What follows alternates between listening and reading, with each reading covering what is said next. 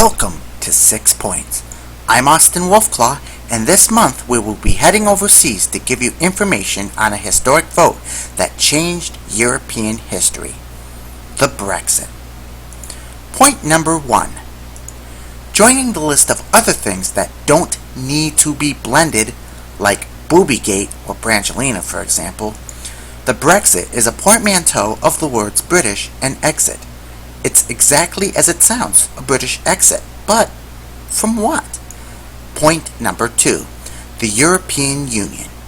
A conglomeration of 28 countries, all in the continent of Europe. Its origins date back to 1957, when it was the European Economic Community, or EEC. It is also known for allowing member countries to travel to other member countries without the need of a passport. Think of this as traveling to another state. Pretty cool, huh? But why does the UK want out? Point number 3.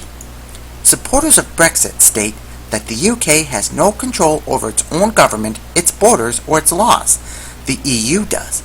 In fact, Brexit supporters complain that any laws the UK makes can be overturned by European judges. The UK also doesn't use the euro, another EU thing, while a majority of other EU countries do. Point number 4.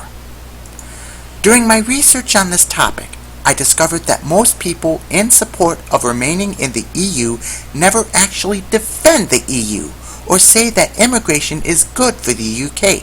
They just say, leaving the EU would be bad for our economy. Okay. Here's my view. I see the UK as this teenage kid, and I see the European Union as mommy and daddy. I'm for the Brexit. You want to know why? For those who want to remain in the EU, you still want to suck on mommy's proverbial tit and have your parents pay for everything. You are lazy bellends. I strongly suggest you go out and make a change. Be independent and be unique. Sure, your friends may lambast you for the decisions in the long run, and there may be consequences and wariness over everything, but it's a struggle. There's no such thing as an easy fight. Man up, put on your boxing gloves, and get to fighting, you daft bastards! Point number 5. The vote was named the United Kingdom European Union Membership Referendum 2016. We'll just call it the Brexit vote. The vote took place June 23, 2016, and resulted in a leave result, with the majority of people in England and Wales voting to leave, and the majority in Scotland, Northern Ireland, and Gibraltar voting to remain. The process to leave the EU will take several years, and the UK will have to invoke Article 50 of the EU Referendum Act 2015, which they haven't done yet. Point number 6. It was mostly financial markets that had reacted to the outcome of the vote. Worldwide markets lost an equivalent of about $2 trillion US dollars June 24th, making it the worst single-day loss ever. The pound sterling fell to a 31-year low, and it wasn't until the 29th when the markets returned to growth. In non-financial